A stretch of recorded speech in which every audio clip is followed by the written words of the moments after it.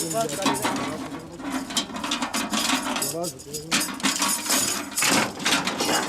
xwedîkin operasyoneke derdorî gundê Dêrezorê ne ev me dest vê operasyonê kir ji bo xelayê nayê me ne melîsê Daişê ne niha em operasyona xwe dewam dikin bi daha çeteyê Daişê girtine me cepxana wa cî ketine niha giş hemû destê hevala de ye û niha heya aneka jî em operasyonê dewam dikin. Dêrezorê ê van gunda jî bihatnamekê xweş bûne divê hatin ji bo ev منطقه ما paqij bikin. قوات لي صار لنا هون يومين ثلاثة تم بتمشيط هاي المنطقة كلها من أرياف دير الزور والقاء القبض على الخلايا النائمة بتنظيم داعش الإرهابي.